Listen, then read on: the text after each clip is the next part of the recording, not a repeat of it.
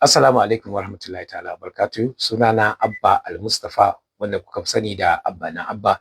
Ni ne shugaban hukumar tace fina-finai da ɗab'i ta jihar Kano kuma jarumi a masana'antar Kannywood. Kowa ya tashi ya ji irin yadda wannan hukuma mai albarka ta fito da wasu matakai ko kuma wasu hukunce-hukunce da ta yi ga masu ruwa da tsakinta, musamman yadda in an duba za a ga cewar mun ce mun rufe duk wani ɗakin taro ko kuma wajen bukukuwa a jihar Kano. Hakanan kuma mun haramta wata rana da aka ware wajen yin al'adar biki wai ta ƙauyawa dai. Sannan kuma aka tashi yau aka tarar da cewar mun dakatar da sanya ko kuma fitar da wasu fina-finai masu dogon zango har guda 22. Wannan matakan dole ne mu ɗauke su duba da yadda muke so mu ga cewar mun kawo gyararraki, mun kawo tsafta a cikin wannan sana'a tamu. Sannan kuma abu ne da ya zama mana dole domin babban haƙƙin wannan hukuma shine ta tace fina-finai. Ya ilahi, idan kuma aka ce ba ta tace fina-finai kaga mun bar farilla mun komo sunna kenan. To wannan dole ne mu zo mu yi domin mu ga cewar mun fita kunyar al'ummar jihar Kano da al'ummar duniya baki ɗaya. Sannan kuma muna yi ne domin mu ga cewar ta ina za mu iya cicciɓa masana'antun nan su zamo cewar sun kai wani fage ko kuma wani mataki na ƙololuwa na nasara.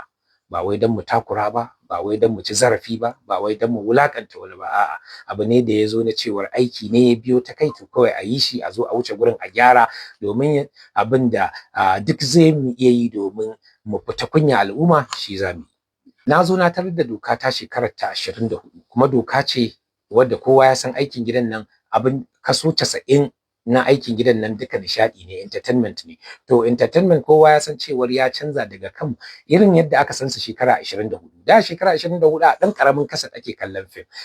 Aka koma kan VHS, aka koma kan VCD, aka koma kan DVD, har ya metamorphosing ya juye ya koma kan streaming application da gidajen TV digital da aka kawo na zamani a yanzu.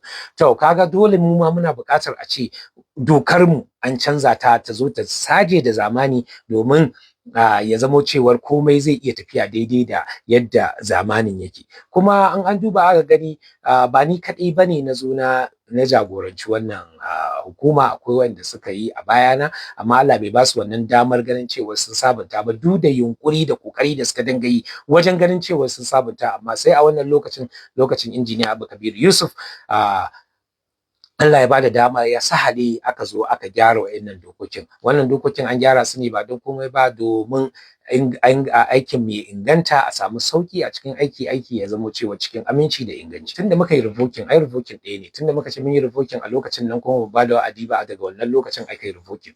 Babu wani ɗakin taro da a Kano yanzu zai operating, duk wanda ya illegal yayi kuma ya sani cewar zai fuskanci shari'a. Yawan alƙaluma ai yanzu ne zamu samu data, tunda muka ce mun datse, zo tukunna ka san irin ka'idojin hukuma kafin ka fara operating. Nan zamu samu database. Ai shine ma dabarar, shine wayen na cewa muna so mu san adadin, mu samu kididdiga na waye da waye kuma ta ina zamu iya controlling din su. Musamman na san suna da kungiyoyi, za su zo zamu zauna zamu tattauna kuma za su fahimce mu kuma za su san cewar sun dawo hukumar da ta dace da su. Sai godiya.